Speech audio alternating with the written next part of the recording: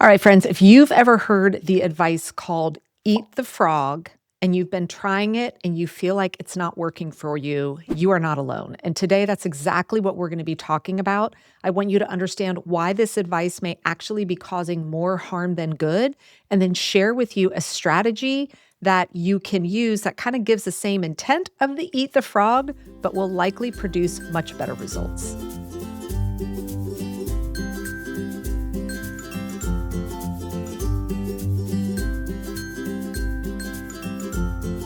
Hey, friends, welcome back to Work Life Harmony. Today, I want to do a deep dive in one of the productivity hacks, if you will, that people talk about called Eat the Frog. And I really want to help you understand why, if this is not working for you, you're not alone. I can't eat the frog either. Before we get into that discussion, let's take a couple seconds here and really talk about what do I mean when I talk about eat the frog. So it is a term, it's kind of a productivity hack, tip, etc., that people will share. And the intent with the eat the frog method, what they're saying is that when you are analyzing everything that needs to get done for the day, the idea is that you're supposed to pick the hardest thing, the thing that maybe you've been avoiding, right? And you do that first. You're structuring the day to get those big, important things done first. That's called eat the frog. This is kind of similar to when people will teach identify your top three and do those first. All right, so in theory, what this is talking about is it is saying, let's do the hardest thing first and get it out of the way. Now, before we dive into this, if you have a friend that you know is struggling with all things time management, organization, productivity, maybe they are out there, you guys have been sharing tips and suggestions with each other, you definitely want to share this episode with them, because if they've been trying Eat the Frog and have not been successful with it, this episode is really going to help them. And guys, if someone shared this with you, stay tuned, because this is going to free up a lot of things for you. All right, so eat the frog. Again, in theory, this is a great approach, right? On paper, it makes sense. Get it out of the way, get that early morning energy, right? Applied to the thing that might be hard or feel heavy or whatever, so that it's behind you for the rest of the day. I'm not saying that the theory of this is bad, right? This advice is great. The problem is, for so many women, myself included, this advice simply isn't doable on a lot of my days. A lot of my days, my calendar, the reality of my life, running a business, being the kind of default parent, primary caregiver, etc., means that I don't have the luxury of being able to eat the frog. My calendar, my life, my reality does not support me doing the hardest or most important thing first. Here's what subtly happens when we are constantly trying to implement Eat the Frog, but we find out we can't. All right. There's a couple key things at play here that's really, really, really important to understand. So, first is, what does this cost you when you are trying to implement Eat the Frog?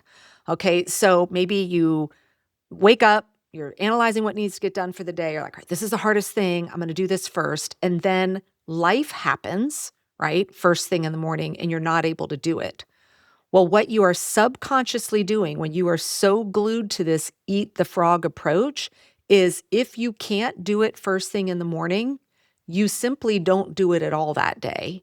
And you wait until the next day. You're like, okay, I couldn't do it this morning. I couldn't give that early morning brain power to it. So I'm going to try again tomorrow. And then guess what happens tomorrow? Life happens tomorrow. And so it gets punted to the next day. And this starts to happen over and over and over again, because what you're doing is you're waiting until the perfect morning, the morning that supports the eat the frog kind of methodology, to actually dig in and make progress on that project. And so what happens is, day after day after day, this thing doesn't happen. And guys, I experimented with this in my own life, and I found myself in this trap.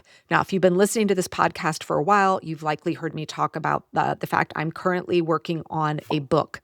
And when I first really started diving into like heavy writing time, once the book deal was in place, I was like, this is going to be a perfect thing for Eat the Frog. I know I write best in the morning. And so I thought, great, this is going to be what I'm going to do. I'm going to pick, a chunk of time, multiple times each week, where I am going to wake up I'm going to open up the document, right? And I'm going to eat the frog. I'm going to get my writing time in before doing anything else. And I tried this for many, many weeks. I put it on the calendar. I did the appointment. I did all the right things. And what continually kept happening was life kept landing in my lap during the time that I was supposed to be eating the frog, right? Suddenly it was the week where, there was a school cancellation days or late days because of snowstorms. I can vividly remember 2 mornings where it was the morning where the dogs got into something the day before and now they're barfing in the house. Right. There was the morning where it's just the morning chaos, right? It's the morning where you wake up and then there's an emergency. It just felt like the harder I tried to restructure my life around getting that eat the frog writing time done in the morning, it did not happen. And I kept doing this. Well, I'll try again tomorrow. I'll try again next week. And then I was not making progress. After 3-4 weeks of this, I was like, I'm not making the progress that I need to on this book. All right. So this is very subtle. And often we don't recognize that this is happening if we constantly are trying to force this morning time for our most important work. Instead of being fixated on this eat the frog mentality, all right, here's what I want you to ask yourself. Instead of saying, how can I eat the frog in the morning?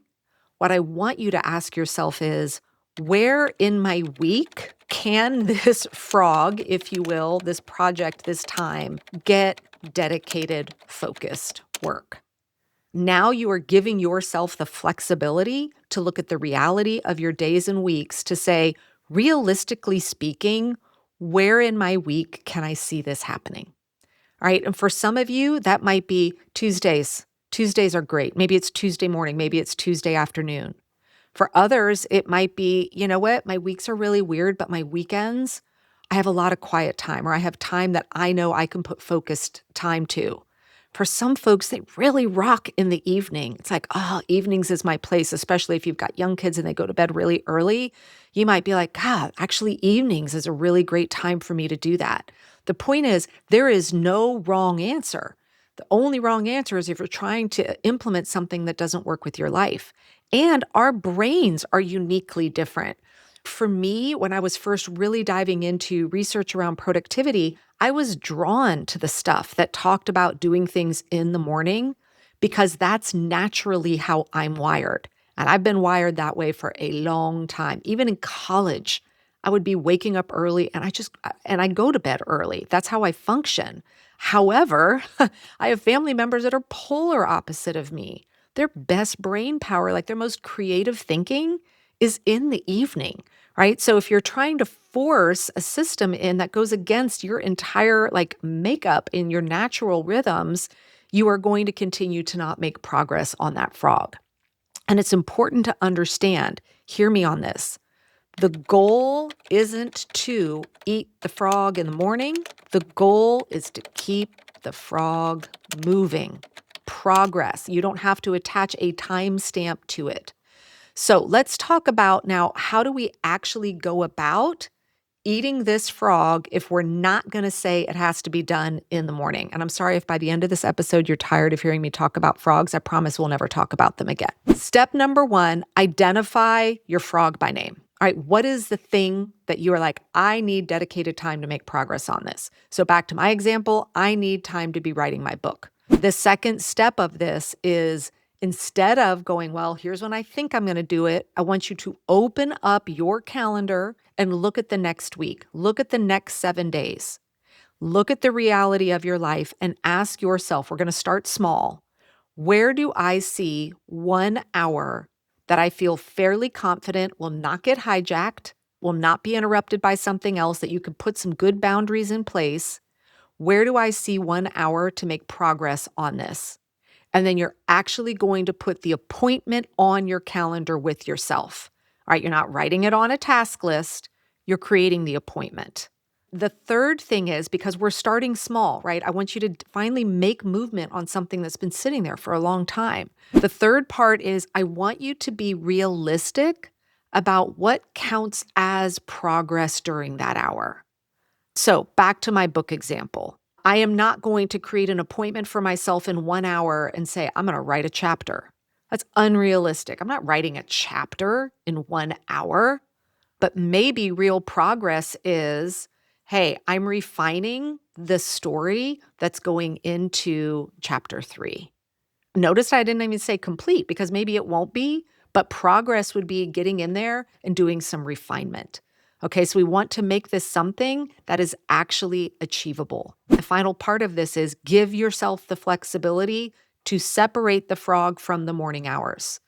Okay, it might align late morning for you. Okay, maybe it's afternoon, maybe it's evening. So give yourself permission to think through how are you going to be successful in the movement of the frog instead of forcing it into a time that simply is not going to exist.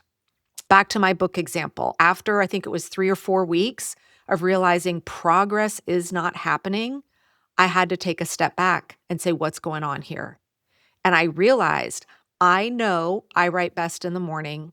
So I was trying to force that morning time in.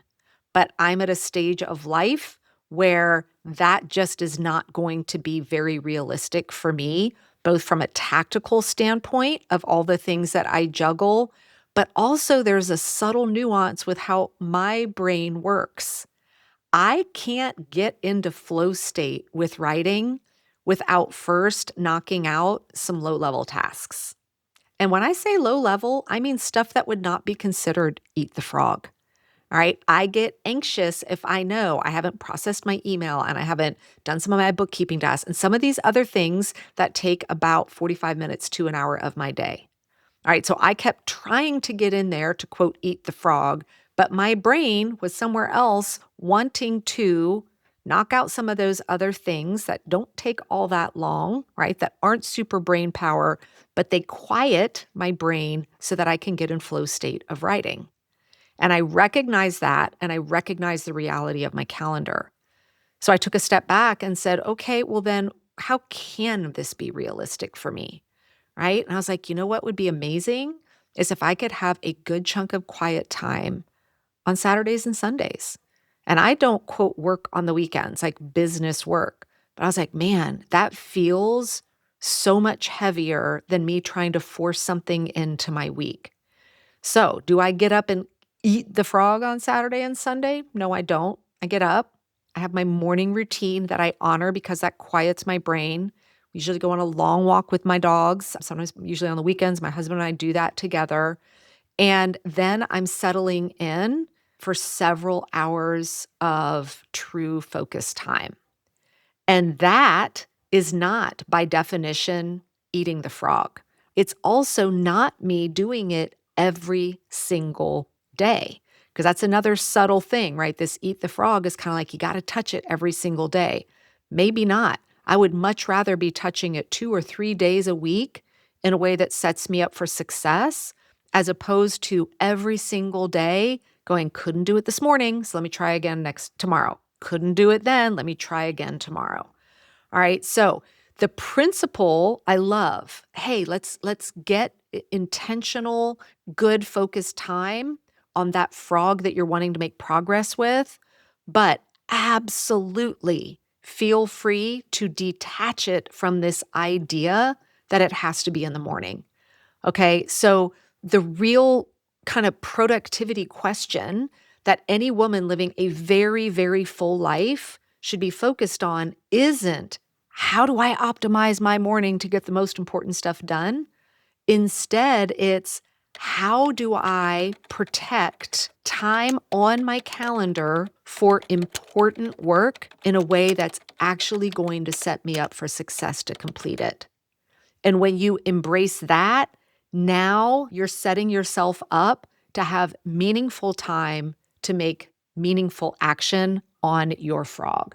All right, so here's your homework for this week. It's very simple. I want you to identify one frog, look at your calendar for the next 7 days, find a time that is most likely going to succeed with having the time that you need, and then you're going to make progress on it. That's it. Quit trying to force other people's timelines into your life if that realistically does not work for you. And again, I promise we are now done talking about frogs. I will switch back to my usual language in our episode next week. But I hope here that for those of you that have been trying to force this into your lives are now feeling that sense of freedom of realizing the intent is good, right? But it may just be the execution of this concept of eating the frog that needs a little bit tweaking. All right, friends, have a great day, and I'll see you or hear you back here next week.